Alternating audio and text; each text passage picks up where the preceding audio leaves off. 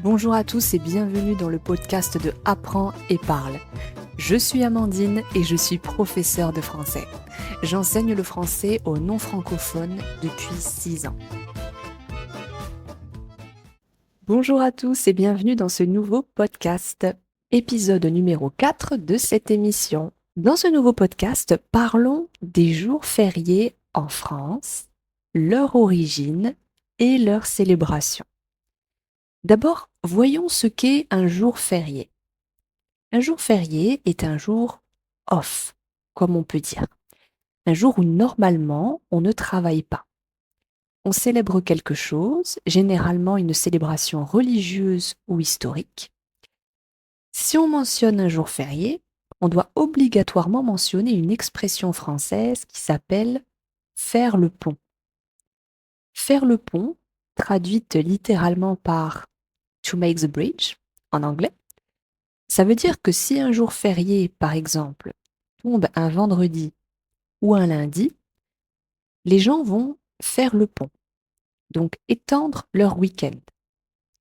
Par exemple, jeudi, vendredi, samedi et dimanche, et le jour férié sera inclus dans cette petite pause de 4 jours. Par exemple, le jeudi ou le vendredi. On peut aussi faire samedi, dimanche et lundi, et le jour férié et le dimanche ou le lundi.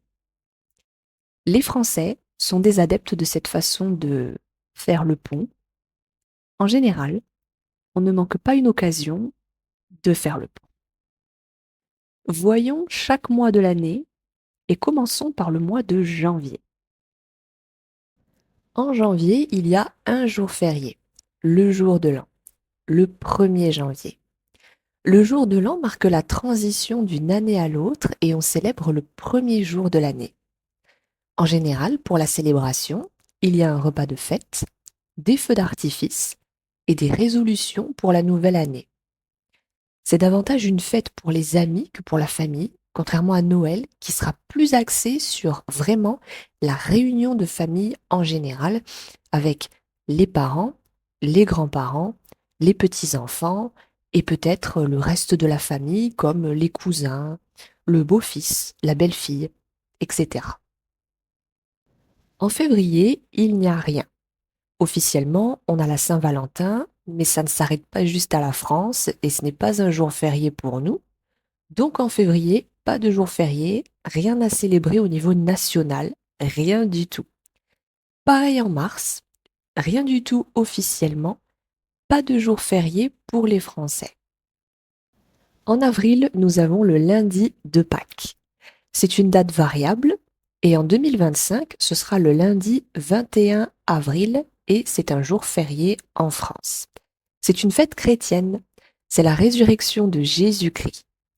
En général, pour les célébrations, c'est un repas de famille, une chasse aux œufs en chocolat pour les enfants. Donc en général, les parents cachent des œufs en chocolat, comme des Kinder Surprise, des Kinder Bueno, toutes sortes de chocolats, et aussi des petits lapins ou des poules en chocolat. Les parents cachent ça dans le jardin, dans l'appartement ou la maison, et les enfants doivent les trouver.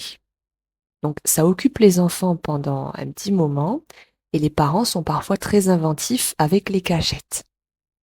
Pour la nourriture traditionnelle pour le lundi de Pâques, en général, la viande traditionnelle, c'est l'agneau. Donc chez les chrétiens, l'agneau représente la pureté, la justice, la résurrection du Seigneur. On peut aussi manger une omelette, les œufs sont à l'honneur. D'ailleurs, c'est une bonne activité pour les adultes et les enfants. On prend des œufs, en général durs, et on utilise du colorant ou de la peinture comestible, évidemment, et on va décorer les œufs, voilà, avec des couleurs, une décoration personnelle, hein. Et ensuite, on peut manger les œufs durs, mais les œufs se déclinent souvent ce jour-là, donc en omelette, œufs durs, œufs mimosa. Mais pour la viande, le symbole, c'est l'agneau. En mai, nous avons plusieurs jours fériés. D'abord, le 1er mai, la fête du travail. L'origine ici est syndicale et sociale et cette fête est symbolisée par le muguet. Donc en France, on peut acheter dans la rue par exemple des brins de muguet et les offrir ou les mettre chez soi. Le muguet, c'est une jolie petite fleur blanche, on dirait des petites clochettes blanches, c'est très mignon. Mais malheureusement, les vendeurs à la sauvette, donc les gens qui vendent cette fleur dans la rue, la vendent cher. C'est un peu onéreux pour un simple brin de muguet. Pour les célébrations, il peut y avoir des défilés ou des manifestations dans la rue. Mais ici, ce n'est pas du tout religieux, ici c'est syndical, social. Toujours en mai, nous avons le 8 mai.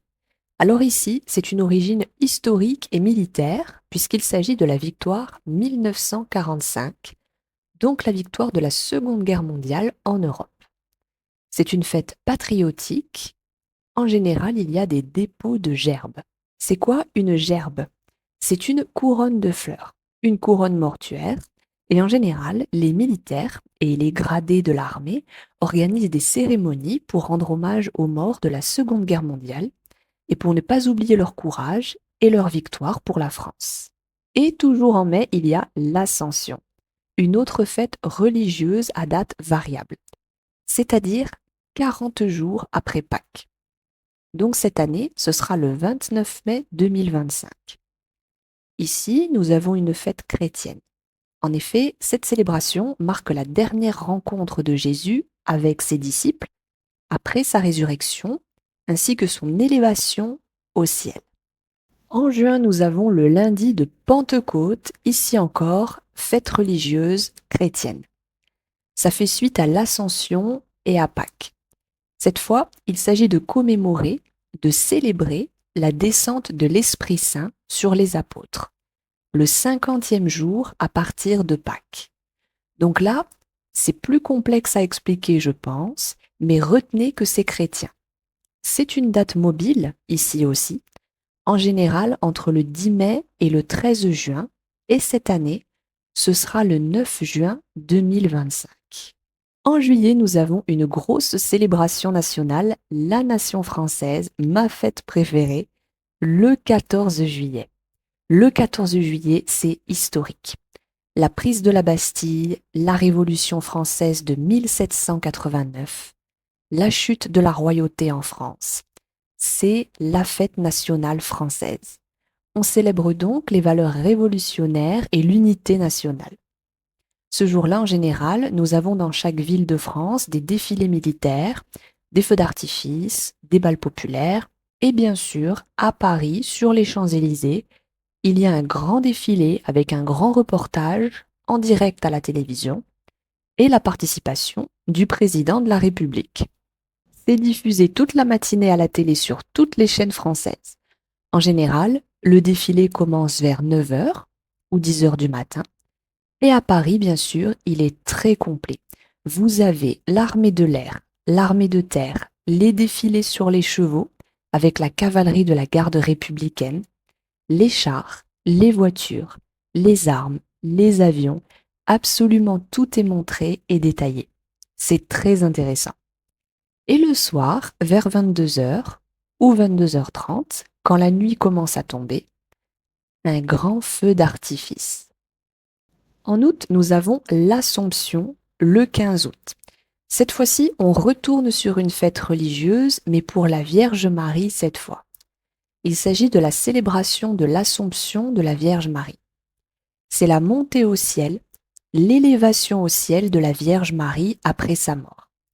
Ce jour-là, il y a des processions, des célébrations religieuses, des messes et des vacances estivales.